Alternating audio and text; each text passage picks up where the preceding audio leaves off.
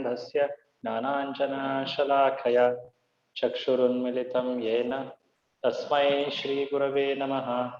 श्रीचैतन्यमनोभीष्टं स्थापितं येन भूतले स्वयं रूपकदा मह्यं ददाति स्वपदान्तिकं।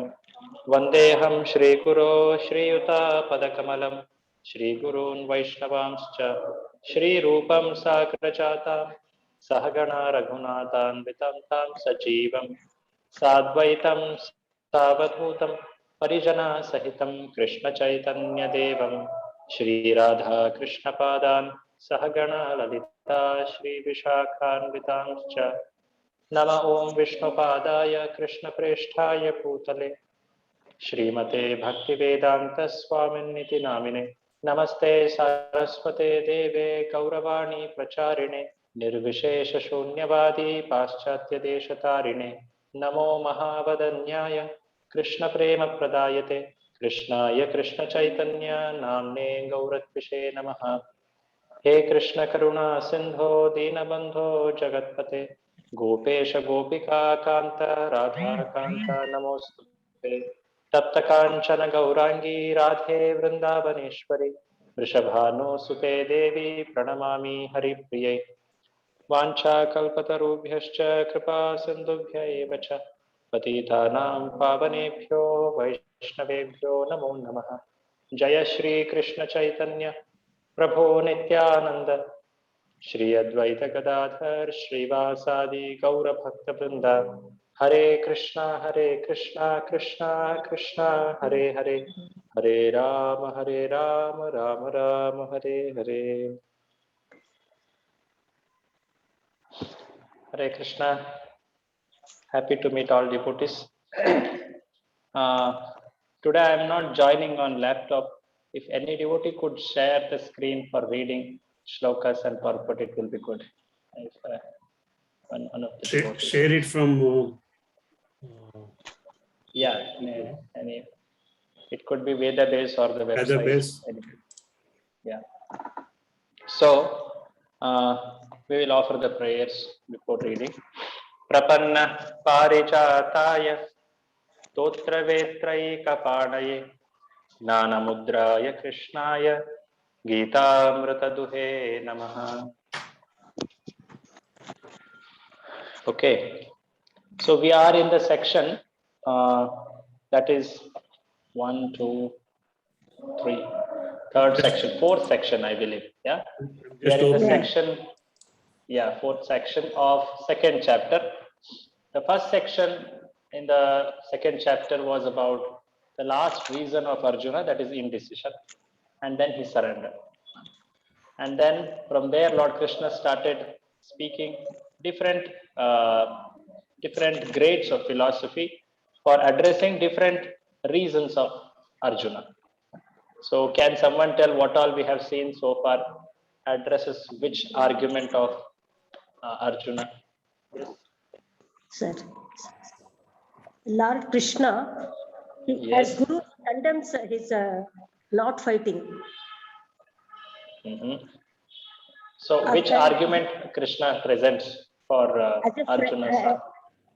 He explains both the pros and consequences of not fighting. First, he describes the ill effect that he is going to get because of not fighting. That is, first is he is going against his swadharma. That's why he is incurring sin. That is coming little later, Mataji. I'm asking the main section and what is the argument of Arjuna, which that section Krishna is speaking addresses. So what was the first part which Krishna speaks? That Anyone? Is loss of, yes. Loss of enjoyment. First? Okay, loss of enjoyment. It comes later. Yes, loss of enjoyment. For addressing loss of enjoyment, what does Krishna speak? What philosophy? That is this Atma and Paramatma, he says. Okay. Varnashrama dharma. Varnashrama dharma. or karma kanda it is called. Karma That's very kanda, yeah. technical. Karma. So at first, Arjuna gave the argument of bodily compassion, for which Lord Krishna spoke Atma Tattva or Sankhya or Atma Anatma Viveka. Many ways it could be told. And which went up till 30th shloka. And now Krishna, last section we saw was about this argument, loss of enjoyment, for which Krishna gives the philosophy of karma kanda. And from text number 39 onwards, 38 in fact actually, 38, 39 onwards, Krishna is addressing the third argument of Arjuna. What is the third argument of Arjuna? Anyone? Nishkama What's karma? The argument of Arjuna we are talking. Sinful We are telling what? reactions. Fear of sinful, right? Yes, fear of sin. That's correct. And that is addressed by Lord Krishna speaking Nishkama Karma Yoga or Buddhi Yoga, which will start from text number 39, in which we saw actually a little about 39. We did 40 up till 40. Yeah. So can someone quickly tell what is this Nishkama Karma Yoga? What is this Nishkama Karma Yoga? Who would like to see? Karma Yes. without any expectation of the result. Karma without any expectation of results, okay? Without any attachment to the Or results. any attachment to the results. What karma is performed here? Prescribed duties. What type of prescribed duties? Yes, the duties performed with detachment. In simple word, you can also say beautiful detached action. That's Nishkama Karma Yoga. And why is this called Buddhi Yoga? Can someone say? Last time we saw this. Why is it called Buddhi Yoga? Like intelligence. There is intelligence involved. In fact, in today's shloka, that Buddhi will become more clearer. What is this intelligence? Why Buddhi Yoga? This word comes. From where it is coming? So let us read text number 41. Text number 41 is special, especially because it is special for all Srila Prabhupada's followers. We all know that Srila Prabhupada read the commentary of this shloka by Srila Vishwanath Chakravarti Thakur, and he was very inspired to take up the order of his guru very, very seriously. Prabhupada himself told about it to his disciples. So that's why this shloka is very special, and we will see Prabhupada's purport also is very nice. So let us recite this verse. Who would like to read today the translation? I will read. Yes. Okay, take. So let me recite the shloka. Others also can recite shloka together. Vyavasaya buddhi ekeha gurunandana bahusha buddhayoravyavasayina. Those who are on this path are resolute in purpose, and their aim is one. O beloved child of the Kurus, the intelligence of those who are irresolute is many branched. So there is buddhi which is coming in this shloka. What type of buddhi? That's very interesting. Vyavasayatmika buddhi. So that is the type of buddhi expected in Buddhi Yoga or Nishkama Karma Yoga. So Prabhupada explains very nicely what is this Vyavasayatmika buddhi. And Prabhupada says also in the translation itself that their aim is one. Eka iha kuru nandana. So there, first of all, Vyavasayatmika means, it's like Vyavasaya means business. In simple sense, we can say Vyavasaya means business. So one who is engaged in Krishna consciousness or in the path of this Buddhi Yoga, as if it is his main line of action, like business. That is Vyavasayatmika Buddhi. That's why Prabhupada says resolute in purpose. Like a person who is a businessman, he's always looking. In fact, even when he's not in the office, he's thinking about how things could be managed well, how profits could be increased. Is it not?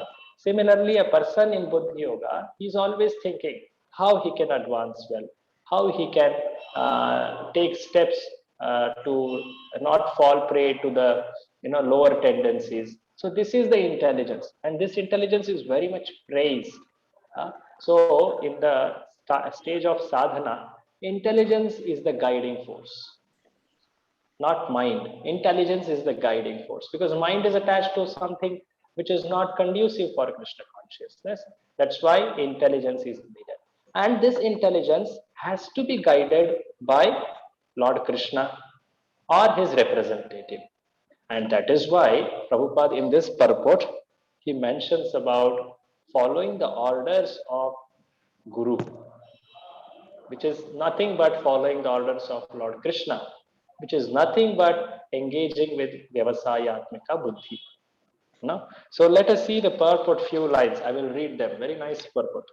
Prabhupada tells in the very beginning, a strong faith that by Krishna consciousness one will be elevated to the highest perfection of life is called Vyavasayatmika intelligence. So it requires a strong faith. Now, what is this faith? That's explained next.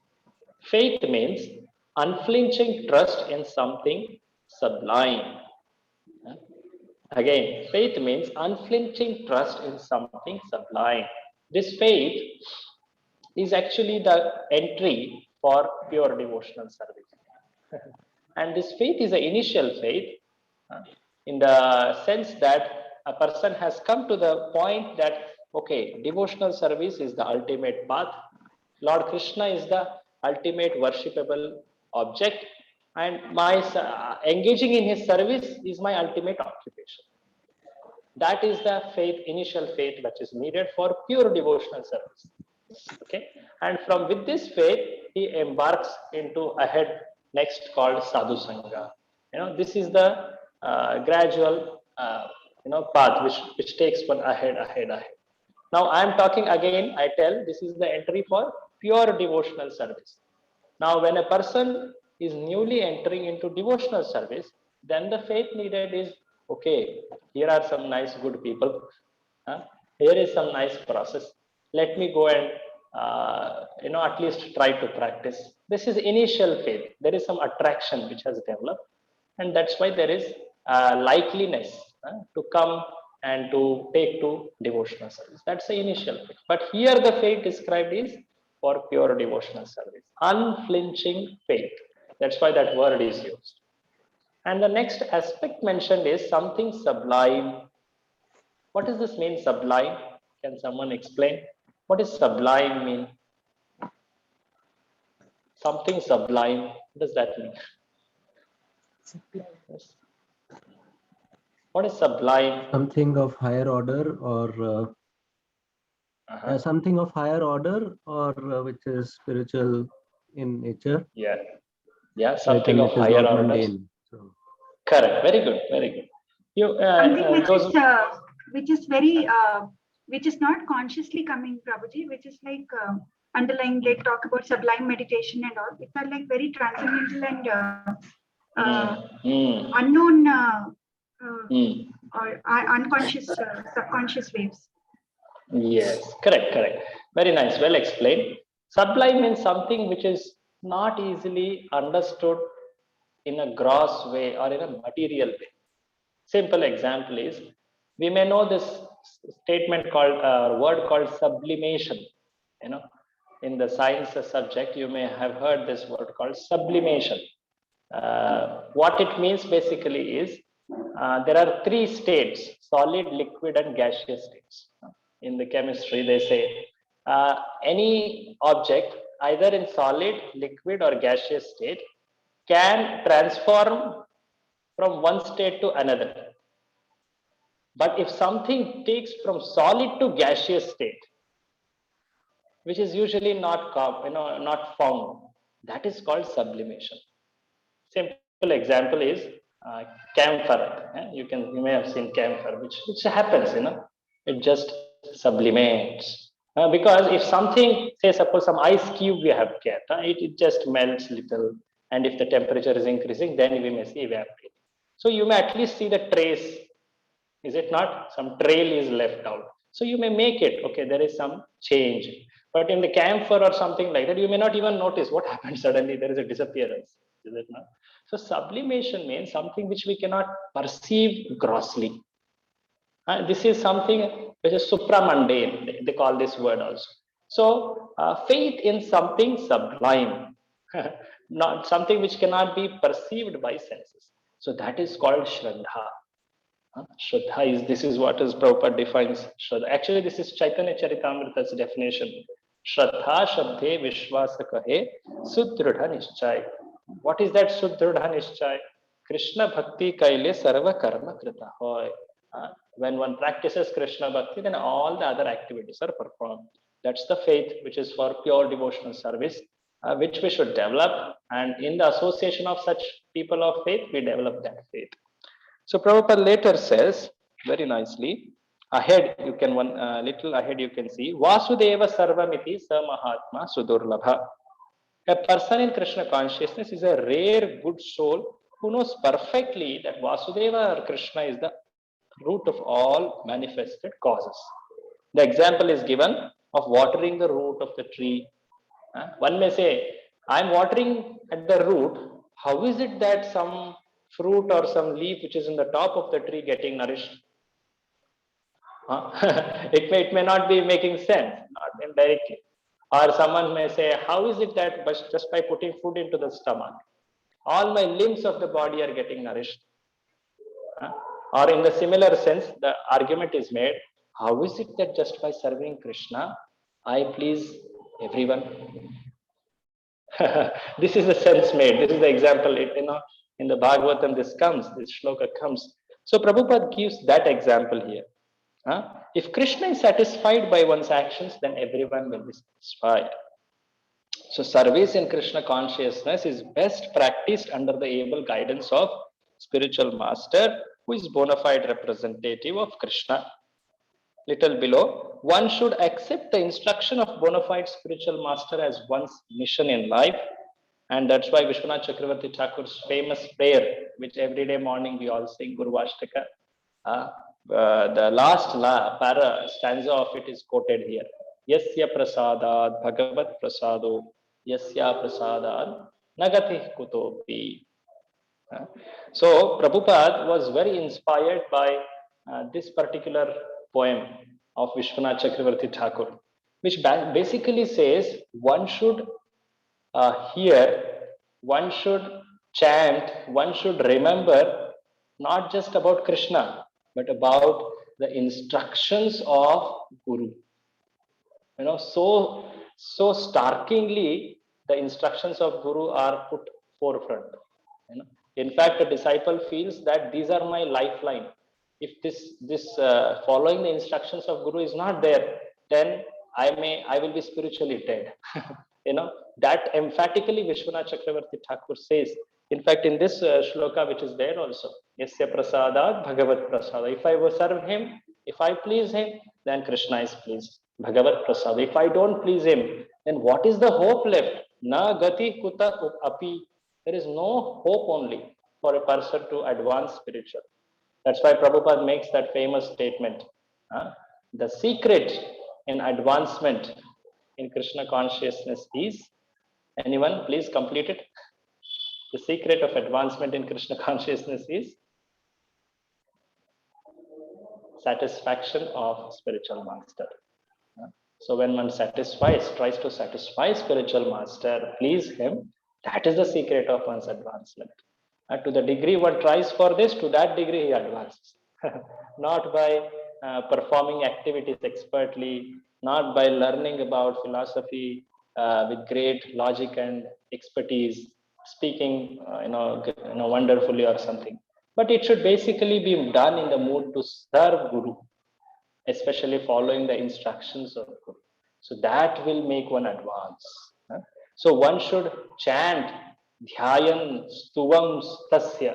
One should remember, one should utter, Stuti karna chahiye, Dhyan karna chahiye, unke updeshon ka.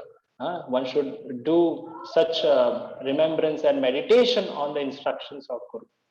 So when Prabhupada heard this, he thought, I should dedicate more for serving my Guru.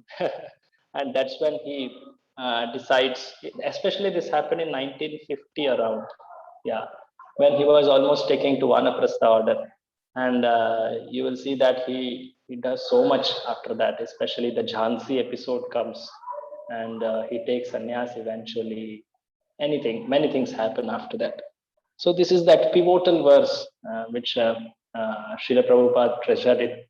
In fact, he quoted this also so many times. Yeah.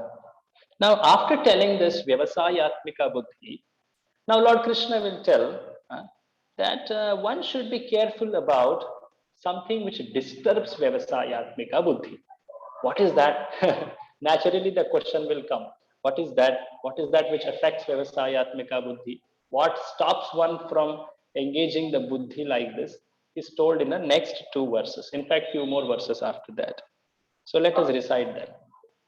Yamimam pushpitam vacham pravadanti avipashchitah vedavadarata partha nanyadasti vadina kamatmana spargapara janma karma phalapradam kriya vishesha bahula bhogaishvarya gatim prati. Men of small knowledge are very much attached to the flowery words of the Vedas, which recommend various fruitive activities for elevation to heavenly planets, resultant good birth, power, and so forth. Being desirous of sense gratification and opulent life, they say that there is nothing more than this. Now, my question to all of you. Little before, in the shlokas from 31 to 37 or so, Lord Krishna glorified following instructions of Vedas. And here, he tells something opposite. In fact, the shloka after this also. Yeah. Can someone explain? No, I don't think it is contradicting at all. Over there, he's telling that like follow Veda, and here, and his words itself is like a Veda, right, Prabhuji? Okay. I don't think it is completely contradicting actually. Okay. So Good. probably, Thank you. Anyone else? Probably Yes, it depends on what is the end result somebody is expecting from the Vedas. If they are expecting fruitive results, that is the Vedas that he's talking about here. So those who are attached to the flowery words of Vedas, which recommend various fruitive activities. Hare Krishna. Hare Krishna. Okay. Thank you. Anyone else? Yeah. Yes, Prabhu. In the previous version, he was talking about Vedas, importance of Vedas. Here, he's saying don't get stuck with the flowery words of the Vedas, which you have to go further and follow the Vedas or practice the Veda rather than getting stuck at the language of the Vedas. Yeah, correct. Good, well said. Any other different point? Yeah. Hare Krishna, Prabhuji. Hare Krishna. Our Vedas cover different types of people. Doesn't leave anybody. So there are people who are with animalistic propensities. For them, following the Vedas is more important. But those who are elevated, following the words of Krishna are more important. He is elevating the consciousness. Yes, very good. That's well said. Yeah. So in the ladder which we saw a few days before, there was animalistic life, very beginning. Then there was a stage which was not mentioned, which is actually accepting Vedic authority, especially the difference between body and soul and like that. And then Karma Kanda.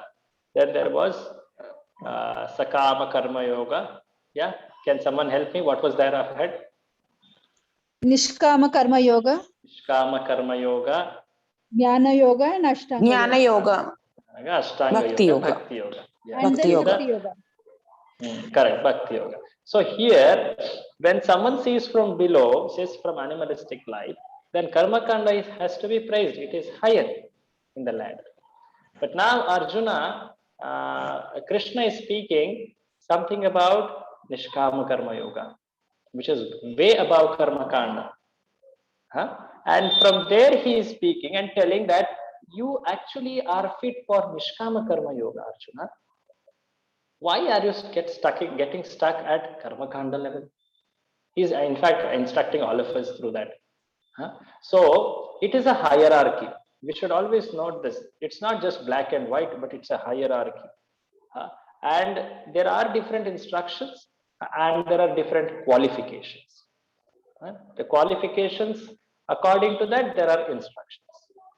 So someone who is not even able to lead a proper dharmic life, for me, he's told, at least do karma kanda, follow swadharma. And when he's able to do swadharma, for him it is told, okay, rise above. Do not be attached to the results. The Nishkama Karma Yoga is told. So now Lord Krishna is speaking this instruction from that side. So we should never get confused that, okay, is he contradicting or so? No, it's not contradiction. From which perspective, which vantage point one is seeing, that determines the instructions, meaning.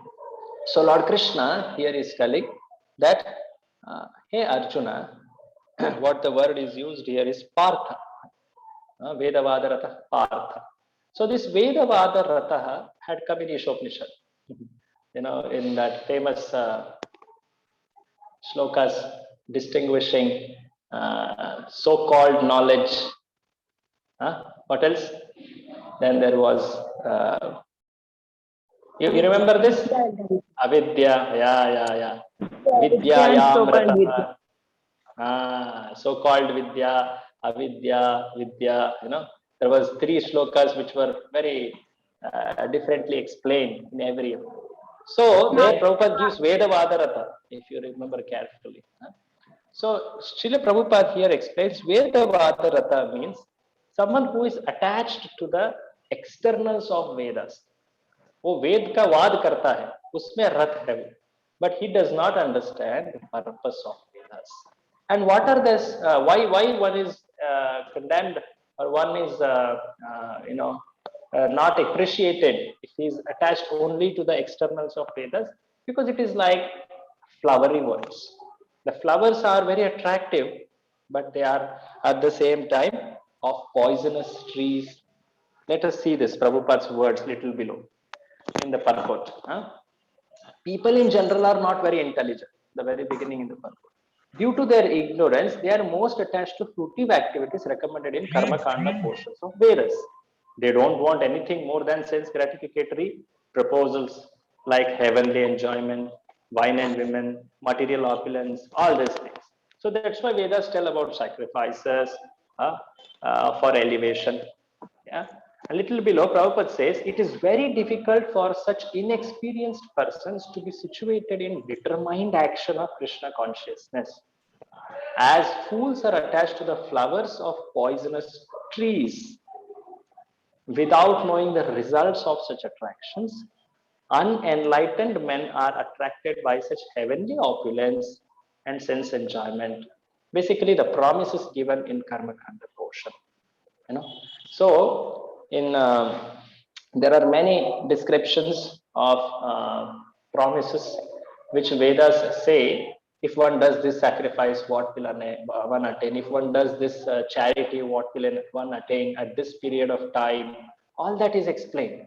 And they are all promises for a better enjoyment at material platform. And people who are already attached to such kind of, who already have inclination for material enjoyment, are in fact encouraged, or in fact, in one sense, pushed towards more and more attachment, material attachment by such proposals. So Vedas are meant for elevation, but if one doesn't graduate through the different processes and he gets stuck at certain levels, then that very means of elevation becomes the means of entanglement. Are you all getting this point? So that it was actually meant for elevation, but a person thought, oh, this is itself, this is the ultimate, all in all. So, and he becomes stuck there. That's why the Vedas describe a lot about such karma kanda enjoyment. And people who are expert in Vedas, one may observe this also. They are not very much inclined to take to devotional service, the simple acts, which please Krishna, like chanting, like worshipping, like service, like kirtan. They are not very much interested. They are more interested in such complex activities of havan, yajna, or charity, elaborate rituals, which actually basically give them material benefits. So Prabhupada, Krishna is telling about that here. And such person, his aim is only bhoga and aishwarya. Bhoga aishwarya gatim prati.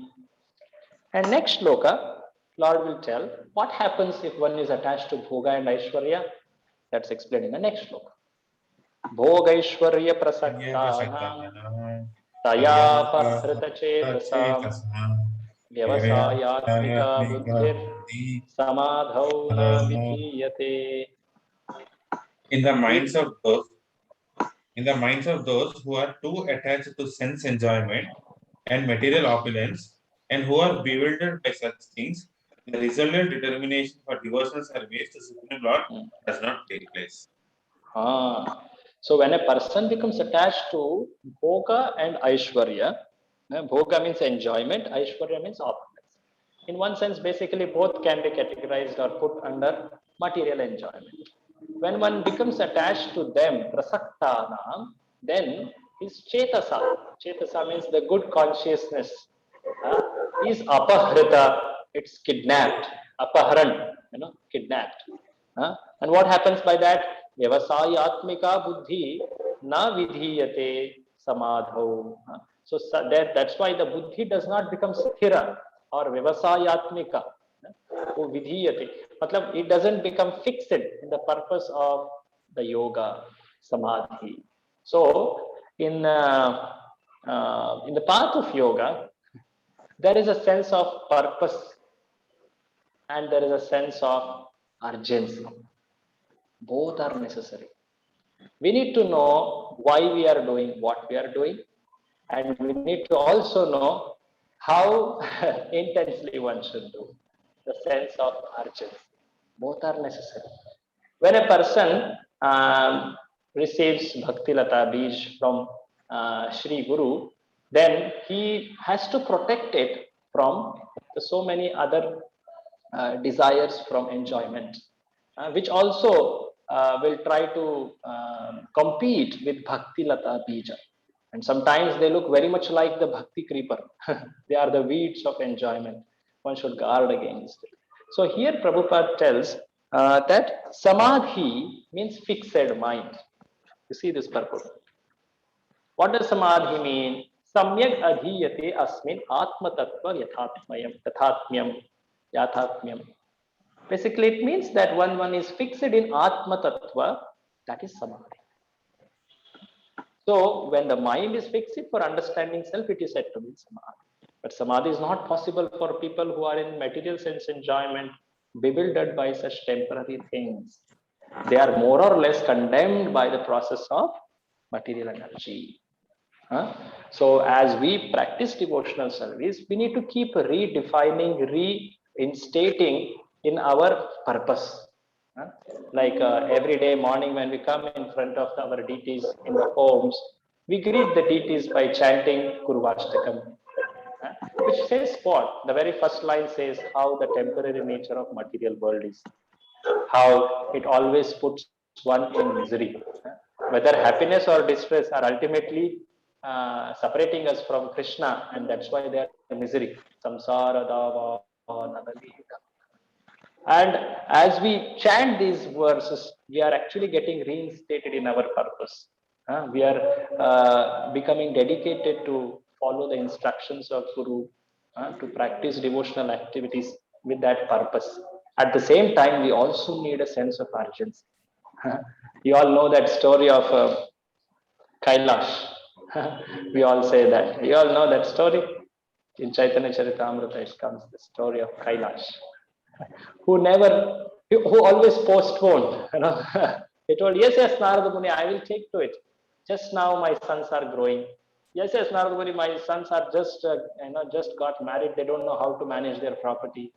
Yes, Narada Muni, I will surely take to devotional service because now my children have got their children and they are busy in them. I have to take care of the property. He at the end ended up losing human life. And even in the life of animals, he got a dog life, snake life. Still, he was not having any urgency to take to Krishna consciousness. And that's why when association of such great souls like Narada Muni and his representatives like Srila Prabhupada, that urgency is given. We should practice with that intensity. Then we will perceive the effects of Krishna consciousness very tangibly in our life. So there is both sense of purpose, which was told earlier. Now Vedas one may follow, but one forgets the purpose. And then sense of urgency is also needed. When one becomes too absorbed in enjoyment, then that urgency does not come. One will say, okay, if not today, then I will surrender tomorrow. I remember this famous statement of His Holiness Radhanath Swami Maharaj.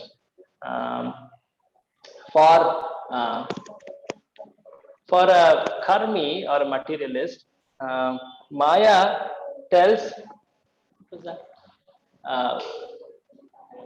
Maya says that one should not surrender to Krishna.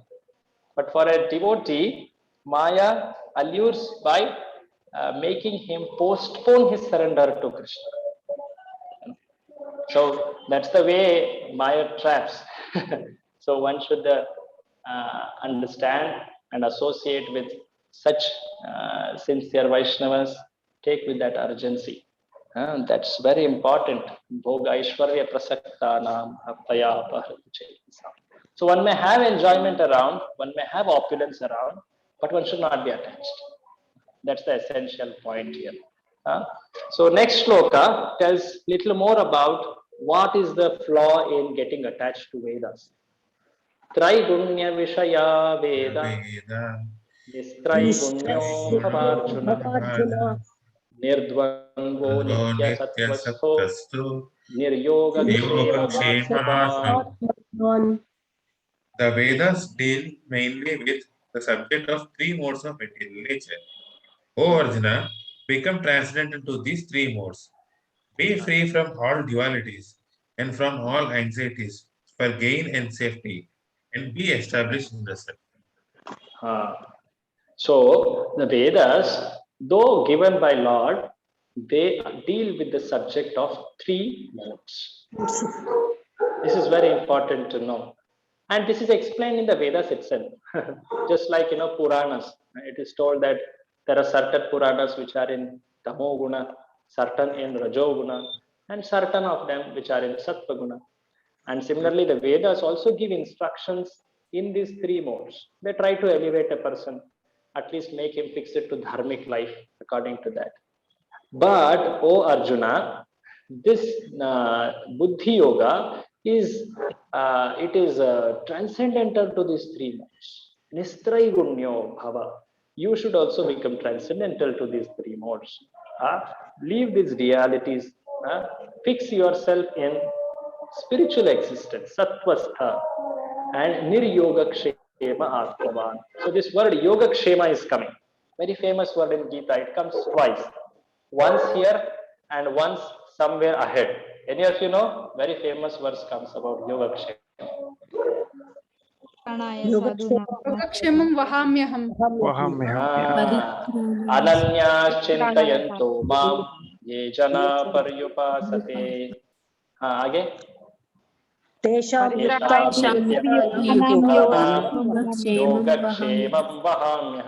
here Arjuna is telling, here Krishna is telling Arjuna, do not be in the anxiety of gain and safety. And later Krishna will tell, I will take care of your gains and safety. Yogakshemam vahami aham.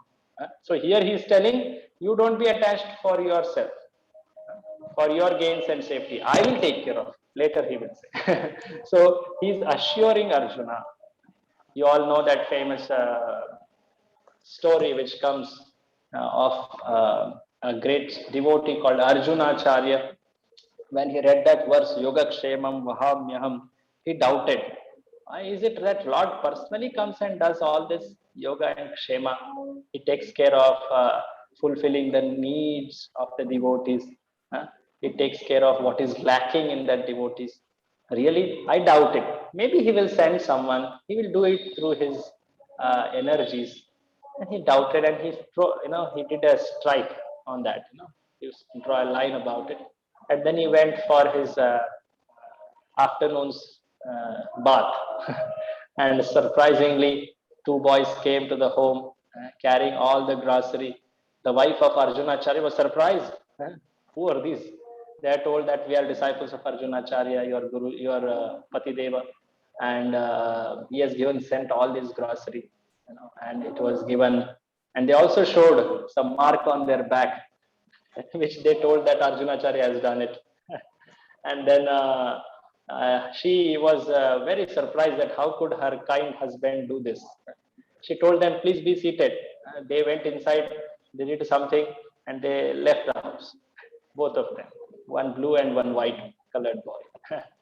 And later when Arjunacharya himself came, he was surprised at the grocery, and he also understood what happened. And when he went inside and checked his Bhagavad Gita, he saw that there was the line which was dubbed. Basically telling that Lord Krishna and Lord Balaram, they themselves came there and personally took care of the devotee, the gains and the safety. Yoga Kshema Vahamyaham. Of course, some of the people steal this word and they have made the tagline of their company, Yoga Kshema Vahamyaham.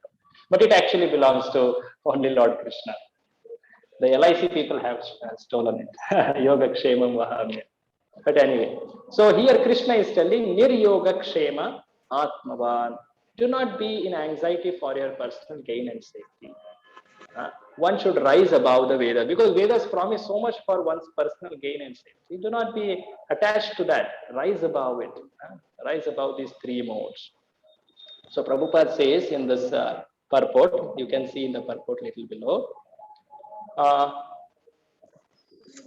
when the activities for sense gratification, namely the Karma Kanda chapter, are finished, then the chance for spiritual realization is offered in the form of Upanishads, which are part of different Vedas, as Bhagavad Gita is the part of fifth Veda, Mahabharata. So the Upanishads mark the beginning of transcendental life. In the Vedas, there are Samhitas, Aranyakas, Brahmanas, Upanishads. So Upanishads are the last sections of the Vedas. So those Upanishads actually are indicating towards Nistraigumyaha, rising above the three modes. But before that, it is all three modes only. Now, Lord will explain very nice example to. Yes, someone has a I have comment? small doubt, Prabhu. I have small doubt, Prabhuji. Yes. We all know that Bhagavata Purana is transcendental because it's spotless Purana.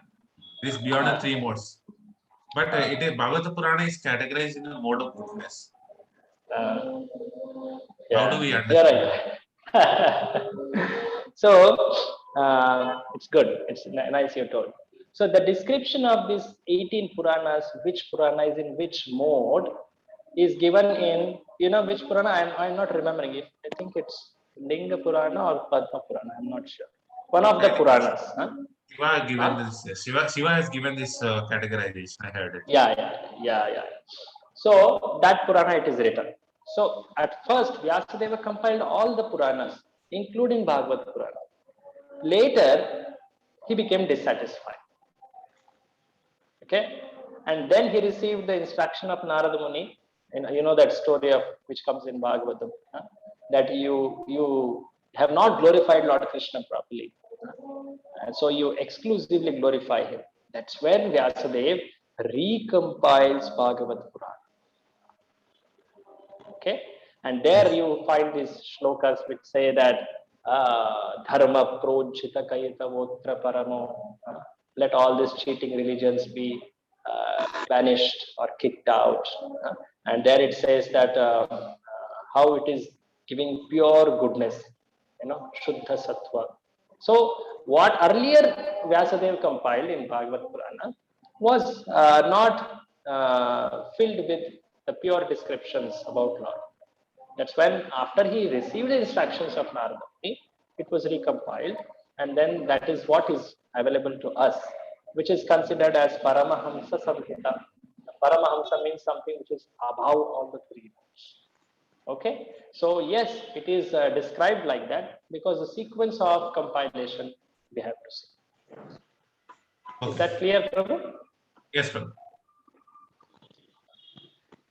Okay, that's it.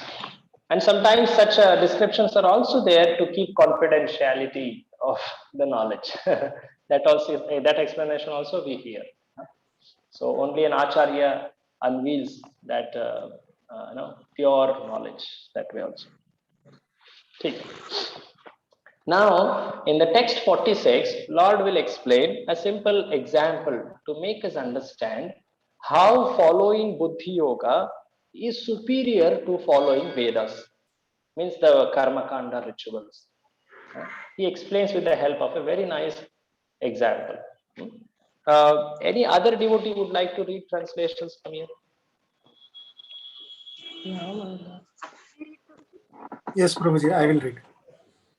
Okay, so I am reciting shloka. Yavanartha udapane sarvata samplutodake tavan sarveshu vedeshu brahmanasya vijanatah. All purposes served by a small well can at once be served by a great reservoir of water. Similarly, all the purposes of the Vedas can be served to one who knows the purpose behind them. So, Vishwanath Chakravarti Thakur explains that there are several wells in a village. Well, here the word used is Udapani. Uda means actually water. So, Udapani means the well of water. So in a village, there are wells reserved for specific purposes. There are certain wells for drinking water, certain wells for washing clothes, certain well for washing some pets, say cattle or something like that. So different wells are different purposes. So one should not mix the purposes. But if there is a flowing water source, water is say like a river or a lake or like that, that fulfills all the purposes. So like that, that's the comparison made here. All purposes are served by a small well, can at once be served by a great reservoir of water. Similarly, the small wells compared here are like the Karma Kanda portions. If you do this activity, this purpose is fulfilled. If you do this activity, this purpose is done. But for a flowing source of reservoir of water, which is compared to Bhakti Yoga, Buddhi Yoga, specific technically speaking, or Nishkama Karma Yoga, it fulfills all the purposes. So Prabhupada tells in the purport, very nice purport, very important in the sense of your examinations also, this purport. Prabhupada says, the purpose of studying Vedas, the fifth line in the purport, the purpose of studying Vedas is to know Lord Krishna, the primeval cause of everything. So self-realization means understanding Krishna and eternal relationship of oneself with him. This is explained in the 15th chapter, 15.7, that Mama Ivansho shloka. Later, Prabhupada quotes a very famous verse from Bhagavatam told by Devavati. So from here, you will see that there is one specific aspect of Krishna consciousness which Prabhupada stresses as the purpose of Vedic knowledge. You will only have to tell me at the end of this purport, what is that, the purpose of all the Vedic knowledge. So this shloka is told by Mother Devavati at the end of hearing the whole of Sankhya Yoga by Kapila Muni, Kapila Deva, who is her son. She says, O aho batas swapachoto gariyan yajjihvagre vartate namatutyam te pustapaste juhu shashnurarya brahmanuchurnama grananti ete. Aho, alas, she is surprised at this. What is the surprise? She is saying that, see, this Shwapacha, one who is actually born in the family of a dog eater, he has become Gariyan, he has become superior. By what? By jihvagre vartate. At the tip of his tongue, he is reciting the names. Nama tubhyam, your name, O Lord. And he has fulfilled all the purpose of tapasya, juhu, all that, yajna, yaga, all that purposes. He has done all that. Brahmanuchur, nama grananti ete. One who chants the holy name of Lord has fulfilled all the purposes of rituals of told Vedas. And Prabhupada picks this one thing and he elaborates.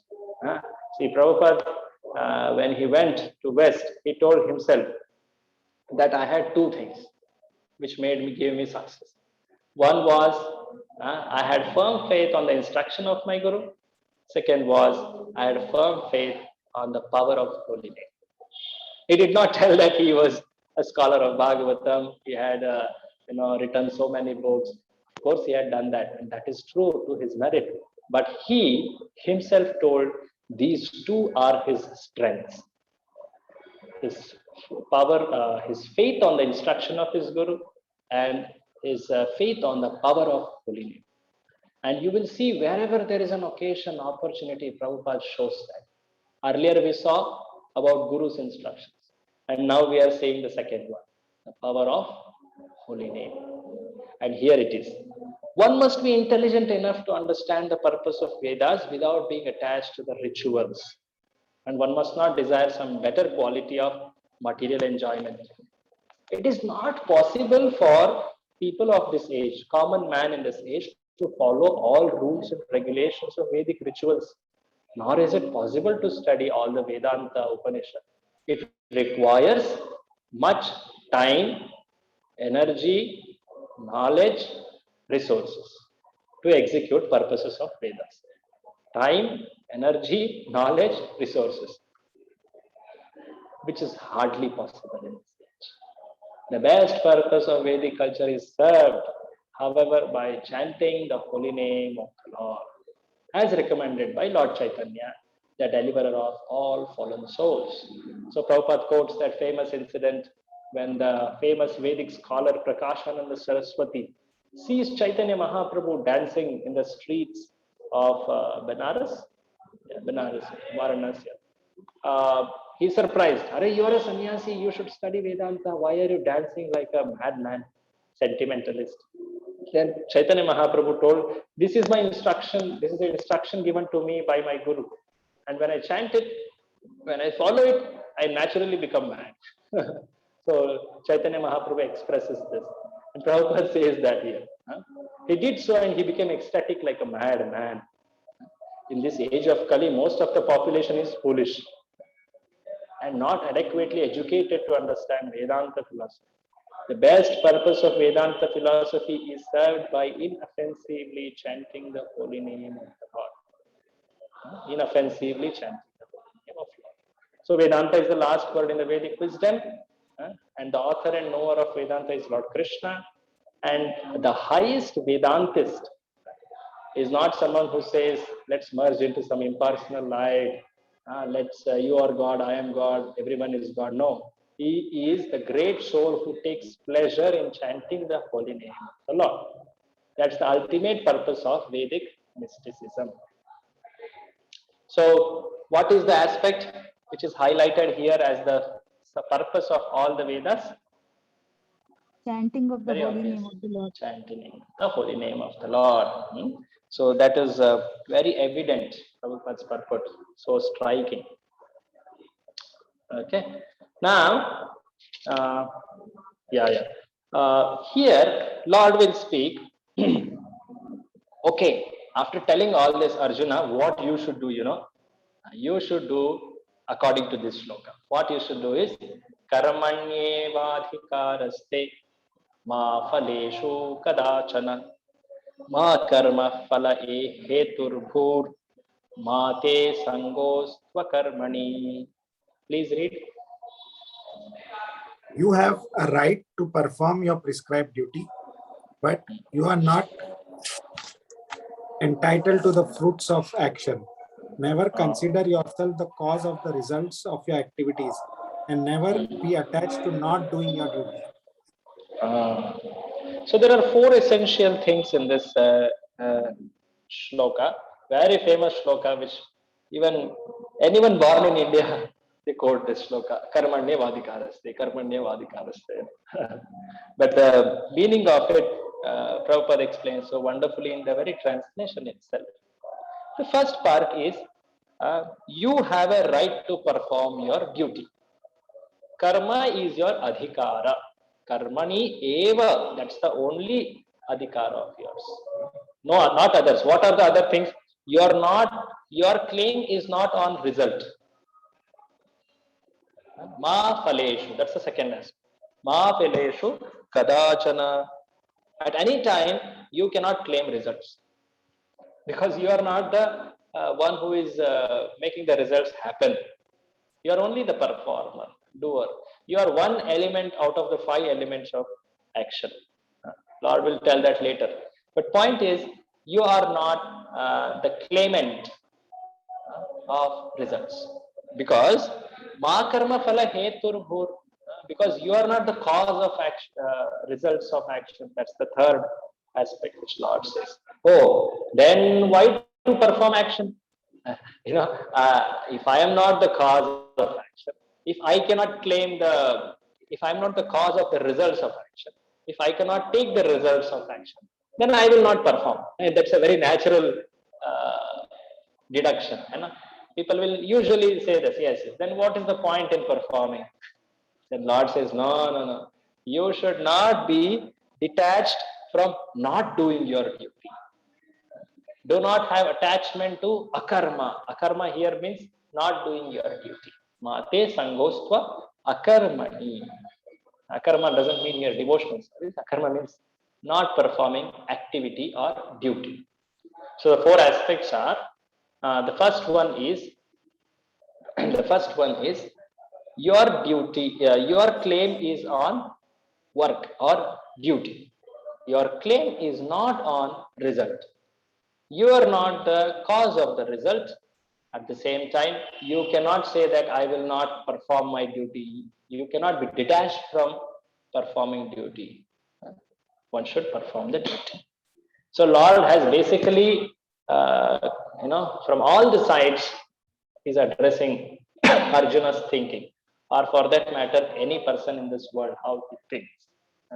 So Prabhupada tells in the purport, there are 3 considerations. 3 things.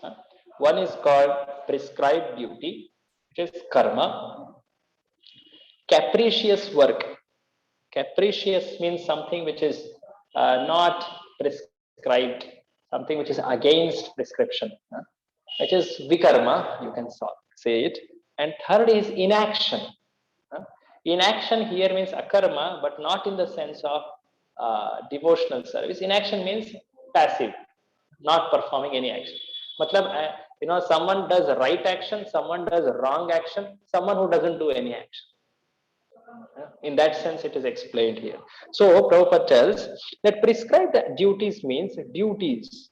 Prescribed activities means duties, which are according to one's modes of nature. Capricious activities means that which is done against the Vedic authority, without the sanction of authority. And inaction means not performing one's activity. All 3 kinds of choices or options he is explaining. So Lord is telling, don't be inactive, but perform a prescribed duty without becoming attached to the result. So one who is attached to the result of action is the cause of action. He becomes the cause of action. And subsequently, he has to enjoy or suffer the result of action. This is a very important point in Nishkama Karma Yoga. When one is attached to the result, then he has to face the reaction of the activity. When one is not attached to the result, then one is not, one does not need to face the reaction of such activity. This is the key. This is the underlying key in Nishkama Karma Yoga. In Sakama Karma Yoga, it was told you perform activity keeping in mind your transcendental result, means getting out of the material world. But there is attachment.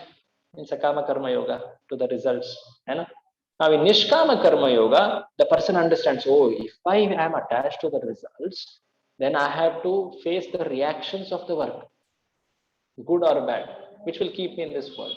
So better I don't become attached to the results. I don't want the results. I will in fact give it to someone else. I don't know whom to give. Okay, let me give to someone. Either it will be some good cause or some some aspect of Supreme Brahman Paramatma. It's best if it goes to Bhagavan, which is devotional service Bhakti Yoga. But Nishkama Karma Yoga basically means he's not attached to the results, and by that he transcends the material world. That is the key. He doesn't get reactions, because the third argument was fear of sinful reactions. Reactions, you are thinking that you will get reactions, Arjuna, but if you perform that duty without attachment to result, you will not get reactions. That's the key which Lord Krishna is telling in this section of Nishkama Karma Yoga. So Prabhupada also mentions later that prescribed duties are of three kinds. First one is Nitya Karma, that is your routine work. Second one is something which comes on an emergency basis. In a situation of emergency, we have to do something which we usually don't do, which is not prescribed to do, but we will have to do at a time of emergency. Apad Dharma kind of. And then third one is desired activities. Desired means Kamya Karma, something I want, oh, I like this, let me do this. That's called desired activity, Kamya Karma. And Prabhupada later, little below, he says, everyone has his proprietary right in regard to prescribed duties, but should act without attachment to results. Such disinterested, obligatory duties doubtlessly lead one to the path of liberation. So Arjuna is being advised. I told earlier that now Krishna is giving a very specific instruction to Arjuna in this shloka. What is that? Arjuna was therefore advised by Lord Krishna to fight as a matter of duty without attachment to result. His non-participation in the battle is another side of attachment. Mate sangostva akarmani. Do not be attached to not fighting, O Arjuna. That was one of the aspects of this shloka. Such attachment never leads one to the path of salvation. Any attachment, either positive or negative, is a cause of bondage. Inaction is sinful. So you may think that, okay, let me not perform any action, but that is sinful, O Arjuna. You should perform your duties. Fighting as a matter of duty was the only auspicious path of salvation for Arjuna. The conclusion is given here. Fighting as a matter of duty. That's the aspect. Now, essentially speaking, Lord Krishna completes Nishkama Karma Yoga. But he wants to tell something more to clarify some of the subtleties of Nishkama Karma Yoga, which will come now. So what it means? Yogastha kuru karmani sangam tyaktva dhananjaya siddhi asiddhayor samo bhutva samatvam yoga uchyate. Please read. Perform your duty equipoised, O Arjuna, abandoning all attachment to success or failure. Such equanimity is called yoga. So there are many places the yoga is defined in Bhagavad Gita. In the 6th chapter, yoga is defined differently. In the 3rd chapter, yoga is defined differently. In 2nd chapter also, yoga is defined. So here, what yoga means? Yoga means equanimity. Samatvam yoga uchyate. When one performs duties, O Arjuna, one will surely experience dualities because he's in material world. Now you are doing the fighting. You are experiencing some pain because you are fighting with your relatives. But you have to be equanimous. You have to be in an equanimous situation. Samatvam yoga uchyate. So that is told here. Spirit of equanimity. And later he will tell, in this spirit of equanimity, perform your duty. Do not fall into some abominable activities. Durena hi avaram karma buddhi yoga dhananjaya buddhau sharanam anvichha kripana palahetava. See?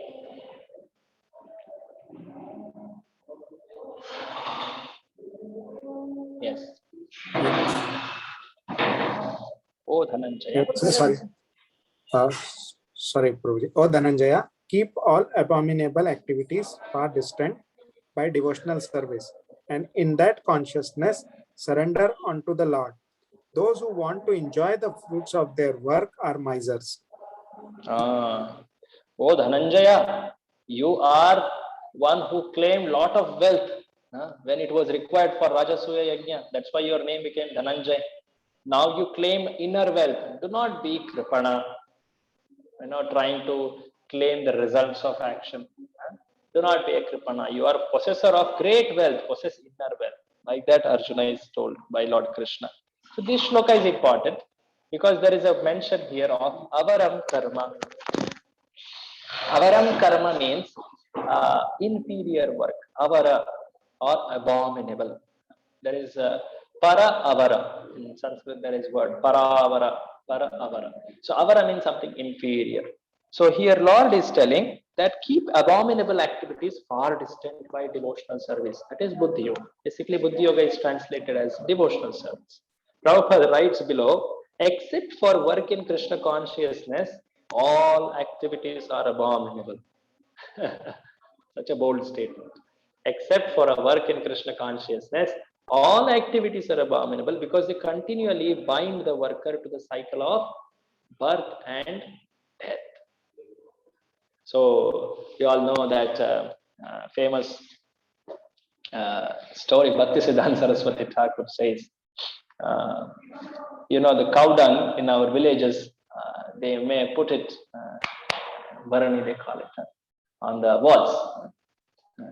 So once the freshly made that cow dung patties, one of them was laughing at the dried up patties, because that dried up patties was going to be put into fire.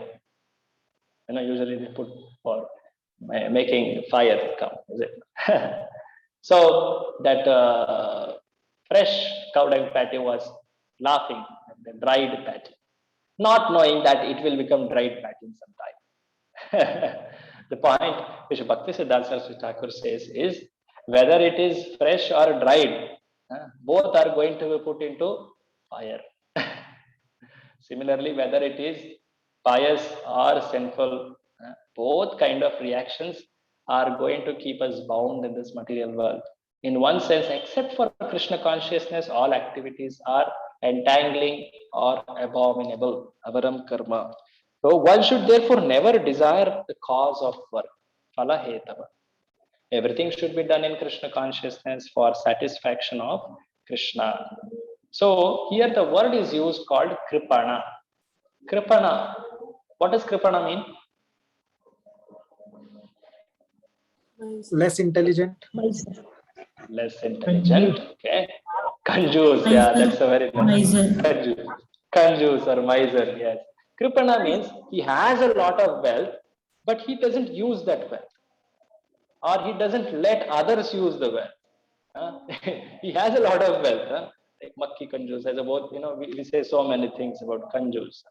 So here, the one who is having human life, he has the greatest wealth to use it for the greatest benefit. That is Krishna consciousness. But having such a great wealth and not performing devotional service, that is detached, beautiful, devoted action. That is kripana in one sense. So Lord is telling, perform Krishna consciousness in my remembrance, follow my instruction and fight. Like misers, unfortunate persons do not employ their human energy in service of Lord. Please note the word human energy, especially for human beings. This is told. So Lord says ahead, the power of Buddhi Yoga. Buddhi yukto jahatiha ubhe sukrita dushkrite Tasmat yogaya yujyasva yoga karmasu kaushalam. Read. A man engaged in devotional service rids himself of both good and bad reactions even in this life. Therefore, strive for yoga, which is the art of all work. Here yoga is defined little different. What is the yoga definition here?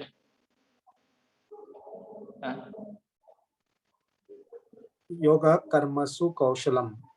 Yoga karmasu kaushalam. The kaushalya of performing the karma is yoga.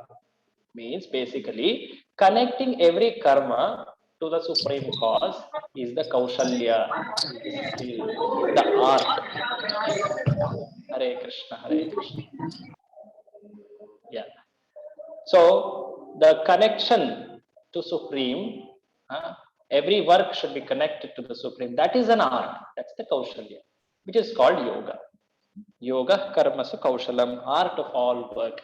Prabhupada wrote that famous book, Karma Yoga. What is that book? Very nice book about Karma Yoga. One book he wrote. I'm forgetting the word. Yeah. Now next, Prabhupada, Lord Krishna details what are all the benefits of Buddhi Yoga. Here he told it's the art of all work. It rids himself, the person, from all sukruta and dushkruta. All both the good and bad reactions. Now it will tell some more. What else are the benefits of Buddhi Yoga? Karmajam buddhi yuktahi phalam tyatva manishina janma bandha vinirmukta padam gacchantya. Read this last one. By thus engaging in devotional service to the Lord, great sages or devotees free themselves from the results of work in the material world. In this way, they become free from the cycle of birth and death and attain the state beyond all miseries by going back to Godhead. Back to Godhead. So, in one of the shlokas earlier in this chapter only, it had come that Lord quoted some authorities, great sages. Oh, those great sages also have performed these activities, oh Arjuna, so you should perform. And here also he is telling, great sages and devotees, they perform this Buddhi Yoga and freed. So he is showing, he is quoting some references. He is telling, you are not the only one, oh Arjuna, who is performing this Buddhi Yoga. Many people in the past have done and have got benefited. That confidence Lord is giving. Phalam tyatva manishinaha. And they all janma bandha vinirmukta, they got muktatmas, and they attained anamayam.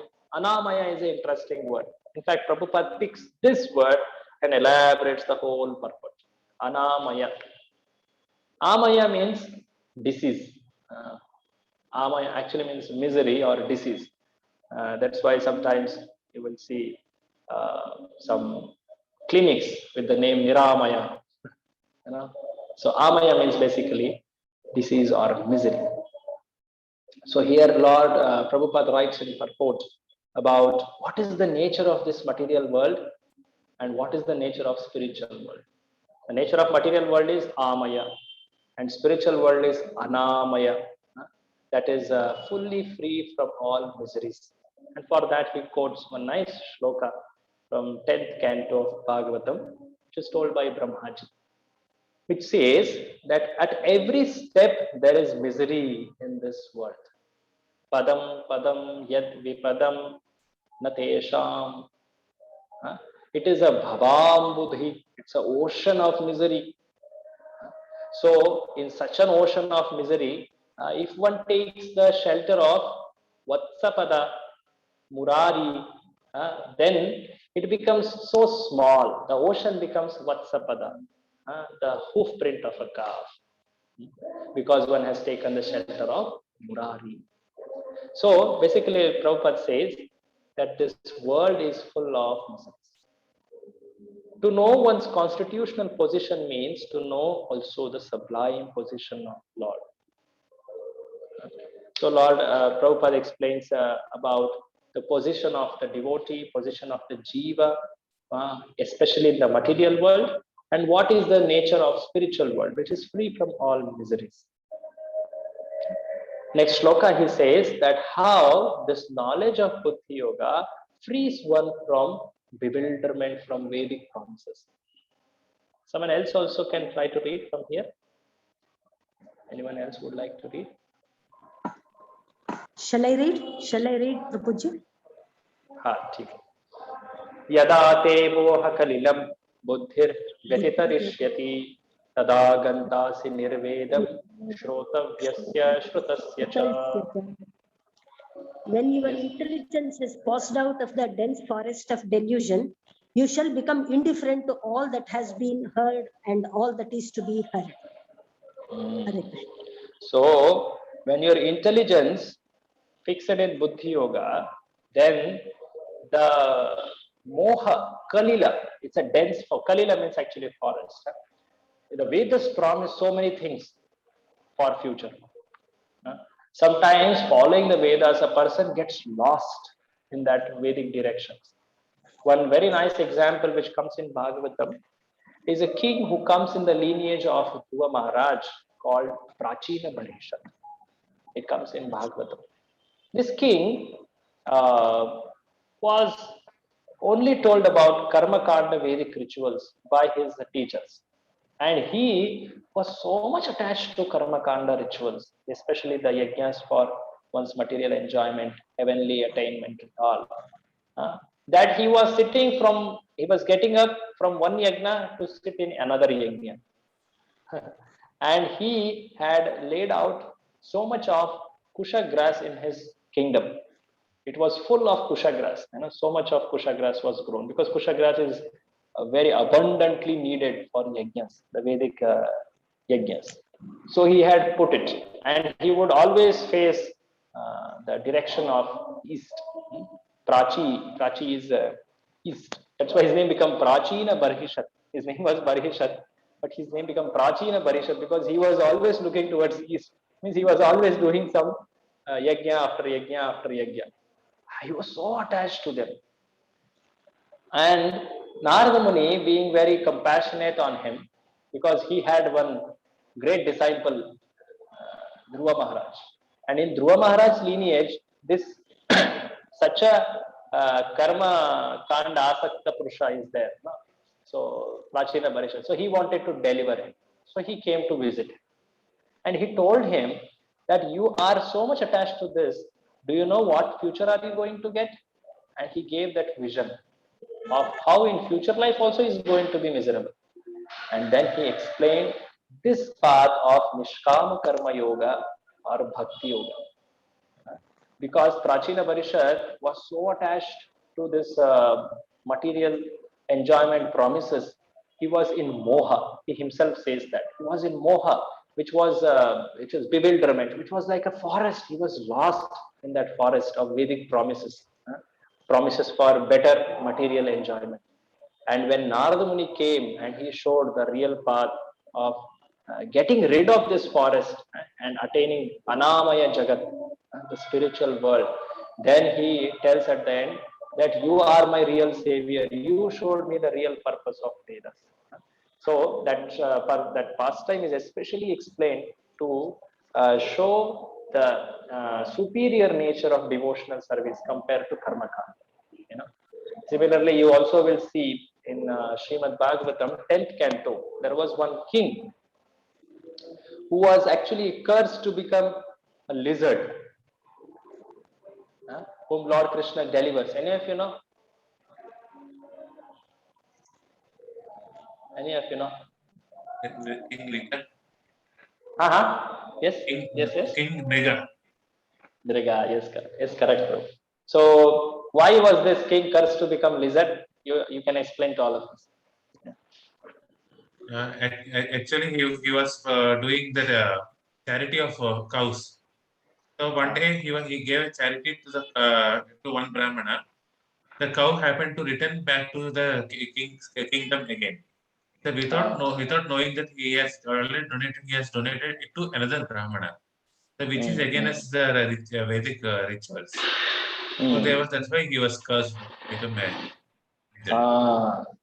So this when this pastime is told, the lessons which Acharya say is just see how sometimes the karma kanda rituals can put the practitioner into great danger. He was giving so much of charity, thousands of cows, but one small mistake, which was not his intention, but it made him land into a great danger of losing human life and being in a lizard's form. But the best part was that he got the association of Lord Krishna and he got delivered. So no matter how much precision, how much expertise one takes care in this performance of these karma kanda rituals, they never elevate a person at the best, or at the worst, they will in fact put him into degradation like this Dhriga.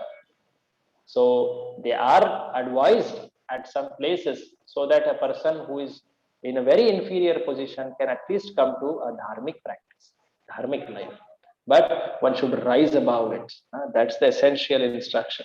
And performing of Nishkama Karma Yoga will make a person come out of such forest of delusion. So that is explained here.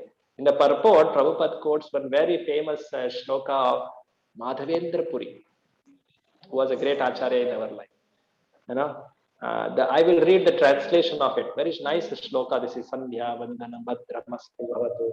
The purport says, the translation of that shloka says, "Oh, my prayers 3 times a day, I mean Sandhya Vandana, all glory to you. Oh, bathing, I offer my obeisances to you. Snanam Tubhyam. Oh, demigods, oh, forefathers, excuse me for my inability to offer my respects." Means basically he is not offering any respects to them. Now, wherever I sit, I can remember the great descendant of Yadu dynasty. So, Yadava Kulottama, that is Lord Krishna, the enemy of Kamsa Dvisha, and thereby I can free myself from sinful bondage. I think this is sufficient. Basically, what it means is that he is not attached to Sandhya Vandan, the right snanas, oh, this is the Shahi Snan, this is this Kumbha Snan, this is that Snan, or doing the Deva Karya, Pitra Karya, Tarpanas, or like this, which are Karma Kanda rituals, which are actually helping a person rid of sins, but nonetheless they are putting in piety. So such rituals and rites are for neophytes. Prabhupada says, such bathing 3 times a day, like that is prayers in the 3 times, that is Sandhya Vandana, all that. If they are not connected to Krishna consciousness, one can connect them to Krishna consciousness, surely. But performing direct devotional activities is far superior. One can never equate. That's why you will see in the 10 offenses, there is one offense, which is to think that chanting of holy name is a Karma Kanda Vedic ritual. What's that? How does it start? To consider the chanting of holy name as one of the auspicious ritualistic activities. We say that offense. So one should never compare devotional service to Karma Kanda. So lastly, in 53rd verse, Lord is concluding the Buddha Yoga instruction, and he says here, Shruti vipratipanna te yada sthasyati nischala samadhav achala buddhis tadat yogam avapsyasi. Please read. When your mind is no longer disturbed by the flowery language of the Vedas, and when it remains fixed in the trance of self-realization, then you will have attained the divine consciousness. Hare Krishna. So, Shruti Vipratipannate. Shruti here is Karma Kanda Shruti, Vedic revelation. So, without being influenced by such a Shruti, that is fruitive promises, and the promises about material enjoyment, you become Nischala. In the Samadhi, you make your Buddhi Achala. That is actually real divine consciousness or yoga. So Prabhupada says, what is real Samadhi? Real Samadhi is fully realized Krishna consciousness. And that full Samadhi means attaining Bhagavan self-realization. Bhagavan realization, not self. Bhagavan realization, not Brahman Paramatma only, but Bhagavan realization. Prabhupada says little below, a Krishna conscious person or unflinching devotee of Lord should not be disturbed by flowery language of Vedas, nor be engaged in fruitive activities for heavenly promotion. In Krishna consciousness, one comes directly into communion with Krishna. Thus, all directions from Krishna may be understood in that transcendental state. One is sure to achieve results by such activities and attain conclusive knowledge. Ultimately, practically speaking, what one has to do? One has only to carry out the orders of Krishna or his representative spiritual master. So, Lord basically concludes the explanation of Buddhi Yoga here, Nishkama Karma Yoga here, telling that, O Arjuna, fix yourself in Samadhi. When a person performs Nishkama Karma Yoga, he attains the state of Samadhi. And he will be freed from all this Moha Kalila, the delusion. You will be freed from all reactions by performance of this Nishkama Karma Yoga or Buddhi Yoga. And then he pauses. Now Arjuna, he gets a question because he heard a word Samadhi. Oh, Krishna is telling to me to be in Samadhi. Samadhi means, how do I know what is Samadhi? What are the symptoms of Samadhi? What are the external symptoms? What are the internal symptoms? How does a person in Samadhi acts in this world? How does a person in Samadhi refrains from this world? This is the next inquisitiveness of Arjuna, which will come in the text number 54 onwards. So I will pause at this time to hear any comments or questions, because this concludes this section here. Anyone want to add anything or have any comments like that? Hare Krishna Prabhuji. This Yes, is yes, Hare Krishna. So Yeah. Prabhuji, in the previous shloka, I think 48, Krishna said, perform your duty equipoised. Don't get attached to success or failure of what you are doing. Siddhi, Asiddhi. Siddhi, Asiddhi. And then he's in the same direction, he is saying how even Madhavendra Puri also is saying not even the pious activities like Trikala Sandhya Vandana, taking bath, offering obeisances to demigods, all those things also I won't be able to do because I am fully immersed in Krishna. But somebody like conditioned soul can take this in a totally different direction, isn't it, Prabhuji? Because they may not even do their actual work with full dedication, thinking that, oh, this is materialistic work I'm doing. I don't need to be dedicated here. And then they may not even do Sandhya Vandana and taking bath, all those also, because it is already given that one doesn't need to do all that. But then to immerse himself, Madhavendra Puri was a great pure devotee. To immerse one into Krishna is very hard, no, Prabhuji. People can use this as an excuse in the Correct. Yeah, surely. That's why there are, like Prabhupada's purport in the second paragraph of that purport of 52 says, the very first line, the Vedic rites and rituals are imperative for neophytes. For the people who are in the beginning part of the yoga ladder, for them it is highly advised to follow the rites and rituals, because they have to follow some authority. But for when one is qualified, when one is capable to perform, his knowledge has matured, perform some superior part in the yoga ladder, he should not be attached to a ladder. Just like we hear this famous example, two sons of that father. One son has gotten 60. Earlier he used to get 64 or something. Now he has gotten 60. And another son who used to get 50, now he has gotten 60. The first son was rebuked. The second son was appreciated. Correct. So that means he is capable of performing better, but he has fallen. Both apparently look same perform activities. It's not same marks they have got. But the Lord here is dealing like that parent, father, who knows what is the potential of the first student of Arjuna. And that's why he's instructing here. So the instructions are according to the qualification of the one in front. They are not, blanket for everyone.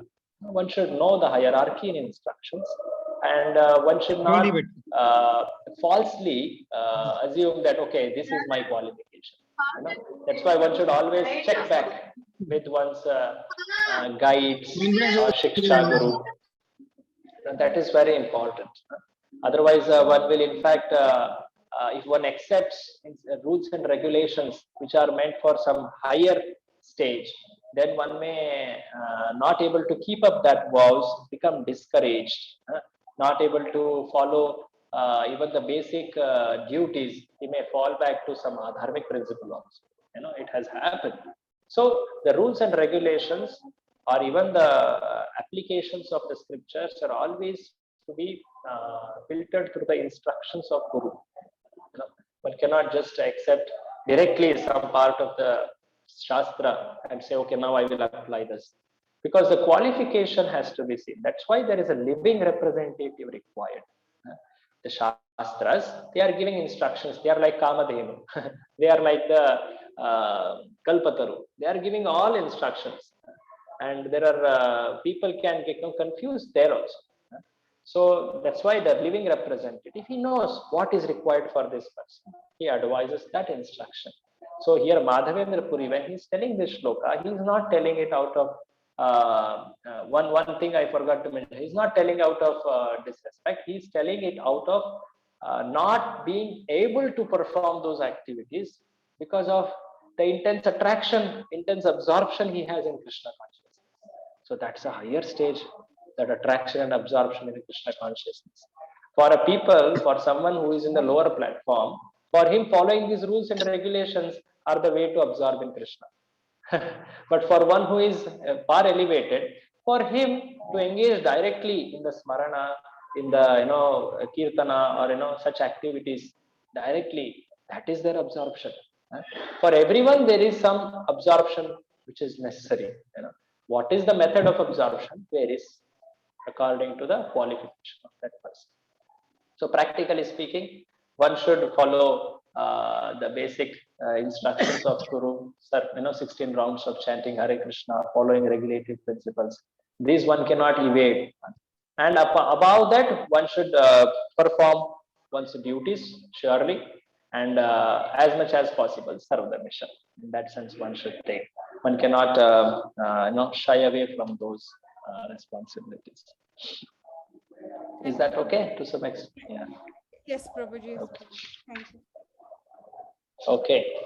Thank you very much. I pause here because we are already late. We will meet again. We will continue the last section of second chapter. Very nice section which is coming, called Sthita Prajna section, famous section, which takes actually the rest of the whole chapter, 54 up till 70 to 70, yeah, like that. So second chapter is one of the biggest chapters. 18th is biggest, and second is the next big chapter.